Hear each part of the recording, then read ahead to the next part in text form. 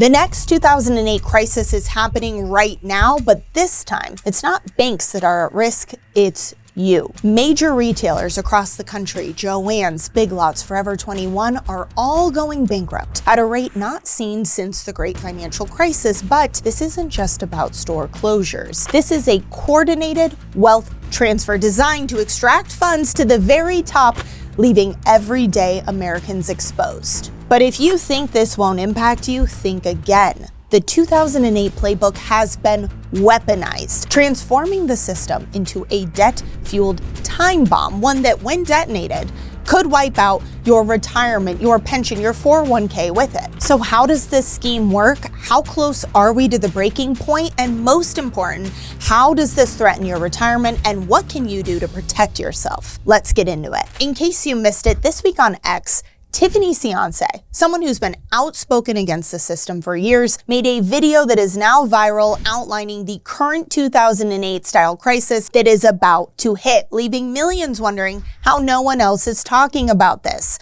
Let me explain. Back in 2008, Wall Street knowingly packaged toxic subprime mortgages into fancy financial products called CDOs, collateralized debt obligations. Now, these were sold as safe investments, but obviously when interest rates rose, the truth came out, they were garbage. And as the CDOs failed, while all the financialization built on top of it collapsed with it, and everyday Americans lost everything. You know how the story goes. But this time, they've tweaked the game. Bigger, riskier investments. Instead of being built on mortgages, they're built on businesses. Instead of banks engineering the collapse, it's private equity pulling the strings. Here's how it works. Private equity firms buy up companies that are struggling. They then load them up with debt, but not just any debt. No, a very special debt, back floating rate debt. More on that in a minute. But once that's in place, they then strip them of assets,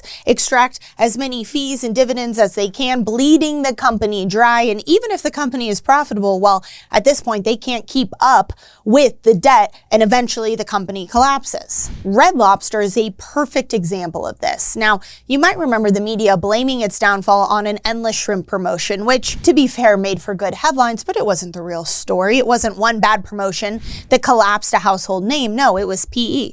Private equity, which came in and sold the real estate out from underneath all the locations. And even though the locations were still profitable, most of them, they saddled them with so much debt that eventually they could not keep up and they were forced to shut their doors, leaving 35,000 people unemployed. But here's the kicker. The PE firms, they don't fail when a company collapses or goes under. They've already gotten all of their fees out of it. It's a parasitic relationship, one where they win and you and I lose, especially with what's coming next, which I'll get to in a minute. But first, the question remains, if all of these companies, if so many of them were still profitable, why are they collapsing at such an alarming rate? The truth is in that sneaky debt bomb I mentioned earlier, the one that no one is talking about, back floating rate debt. Now, similar to adjustable rate loans, but here's where they get really crafty.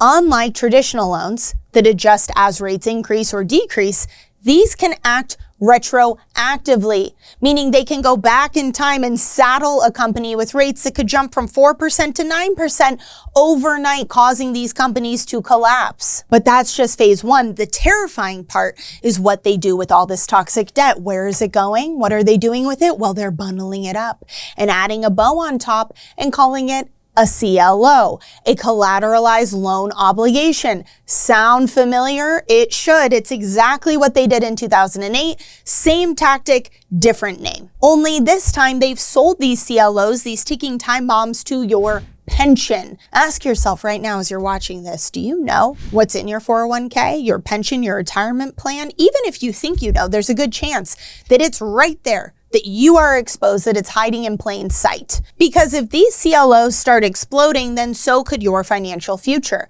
I mean, ask your financial advisor. I challenge you to ask your financial advisor. Chances are they don't even know what's in there. Why would they? They all make it so difficult to understand. Again, Tiffany Ciance, the one who blew the lid off of this on X, she says herself, it was almost impossible to find information on this topic.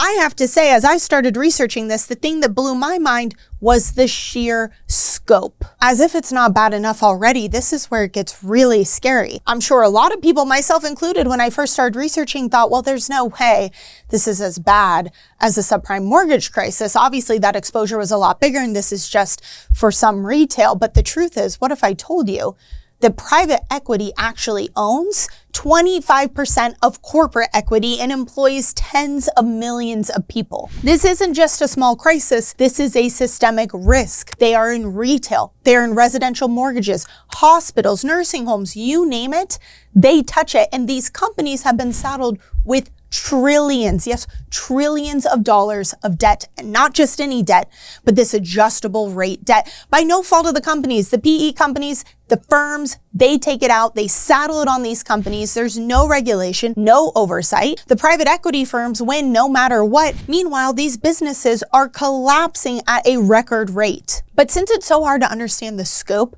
of this exposure, let me put it into perspective. In 2007, the dollar amount of subprime mortgages, the exposure was $1.3 trillion. Now, adjusted for inflation, today that number would be about $2 trillion.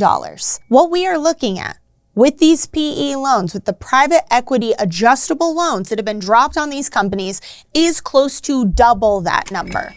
Double the exposure. But the financialization built on top of it most likely is even larger. We don't know exactly the same way we didn't know in 2008 because derivatives are so hard to see. It's really difficult to have transparency. In fact, today, no one even knows how big the derivatives market is. Some estimate in total, it could be over $1 quadrillion. But we know that these numbers are big and they pose, again, a systemic threat, the same way they did in 2008, except this time on a larger scale. In fact, in 2024, we saw the most bankruptcies since 2010, since the fallout of 2008, yet we haven't yet had the crisis happen. That just tells us how bad this next crisis is going to be, especially since private equity-backed bankruptcies were up 15% year over year, the most on record. And the saddest part about this is that many of these companies are otherwise profitable, leaving these employees with no understanding of why these companies are collapsing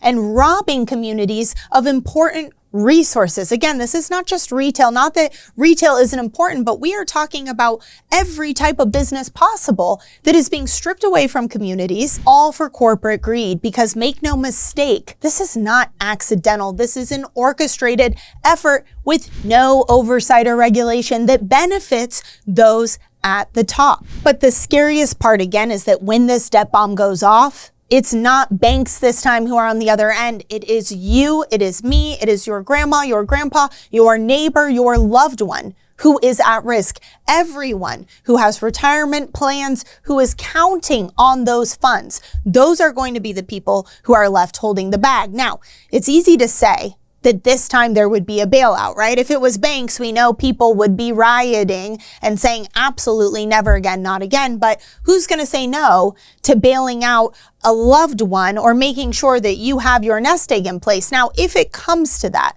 if another bailout occurs, do you really think that our system can handle it? Your dollar has already lost so much of its purchasing power. To have another huge papering over of the system, we would expect to see inflation leading to rapid inflation, leading to a currency devaluation or revaluation. We are talking about a system that would be unrecognizable, essentially a currency reset, something that we have been talking about for a while, that we know we have been moving forward towards, but that is happening at a faster pace. And this is just one of those dominoes that is falling that way. Now, you probably are wondering, what can I do to protect myself? Which is such a valid question, because especially when we talk about retirement, I have many loved ones who have expressed to me they don't have the luxury of time.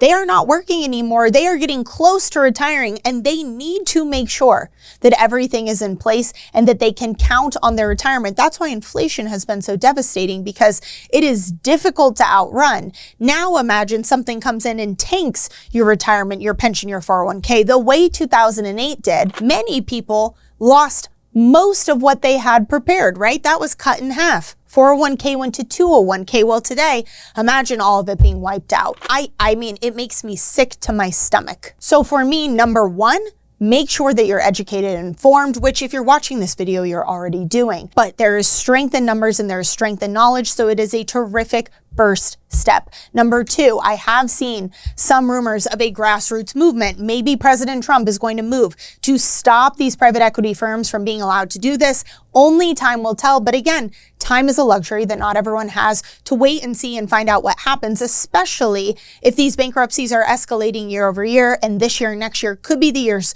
where we really see widespread collapse. So for me personally, that leads me to number three, which is making sure that I understand where my savings are, where my wealth is, and that it's protected outside of their system. Now, for everyone that looks different, but for me personally, it is physical gold and silver, something that I hold, I own, that has no counterparty risk. I don't need to worry about private equity. I don't need to worry about these backfloating loans, right? I don't need to worry about it. I do because I care about everyone else. But personally, I know that I am protected, and that is what I want for everyone else. So if you need a strategy or you don't have a plan in place to prepare for what's coming next, I highly, highly recommend that you talk to one of our expert analysts. They will be able to guide you and create a strategy with you that makes sense for your concerns and your goals, and make sure, most importantly, of course, that your wealth is protected.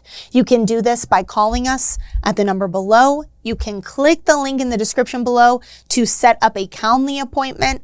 And you also can scan the QR code, get a copy of your free ITM Gold and Silver Guide. It is an incredible resource. It is a great first starting point if you are new to any of this or you want to learn a little bit more on your own time. And then, of course, it is action that will truly protect you. So again, I so appreciate you being here. Thank you so much.